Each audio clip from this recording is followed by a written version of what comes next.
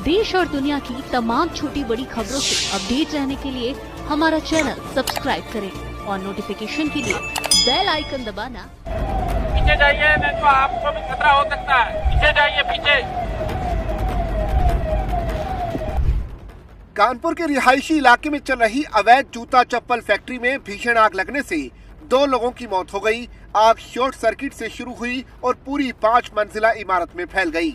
तीसरी मंजिल पर फंसे परिवार को निकालने के लिए दमकल और एसडीआरएफ की टीमें रात भर जुटी रही। बिल्डिंग में ना तो फायर सेफ्टी थी और न ही आपात निकास।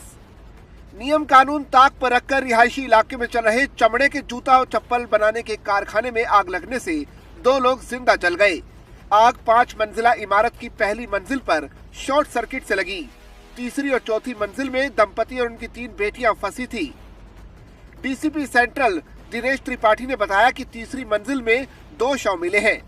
एसडीआरएफ ने रात 3 बजे उन्हें बाहर निकाला।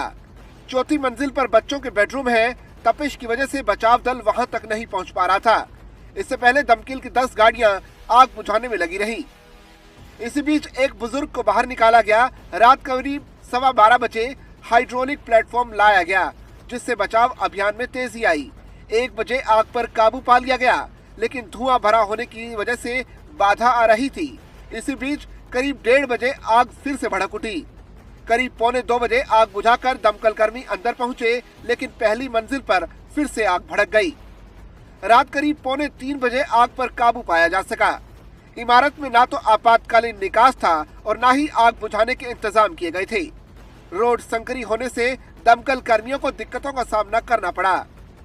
इमारत मोहम्मद कासिफ की है। पहली और दूसरी मंजिल में जूता चप्पल बनाने का कारखाना है, तो तीसरी और चौथी मंजिल में कासिफ और भाई दानिश का परिवार रहता था। आग सबसे पहले पहली मंजिल में लगी और उसके बाद एक के बाद एक करते हुए 3 धमाके हुए। इसके बाद आग तीसरी मंजिल तक पहुंची तो 2 तेज धमाके हुए।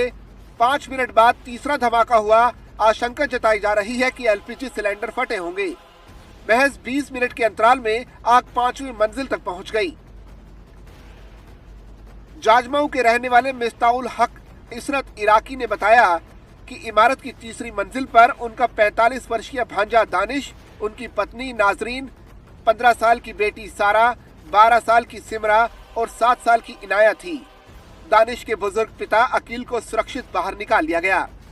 रात 3 बजे एसडीआरएफ ने 2 शव और निकाले। हादसे के वक्त कासिफ और उनका परिवार जाजमऊ में था। दानिश ने रात में उन्हें आग लगने की जानकारी दी, लेकिन इसके बाद उनका फोन बंद हो गया। सूचना पर दमकल की 4 गाड़ियां पहुंची, लेकिन आग बढ़ते देख तत्काल किदवई नगर, जाजमऊ, कर्नलगंज, लाटूश रोड और फजलगंज फायर स्टेशन से गाड़ियां मंगाई गई। करीब 60 से ज्यादा दमकल कर्मी राहत कार्य में जुटे रहे। देर रात दीवार तोड़कर दमकल की टीमें इमारत में दाखिल हुई। बचाव कार्य के लिए करीब 1:45 बजे राज्य आपदा मोचन बल यानी एसडीआरएफ पहुंच गया।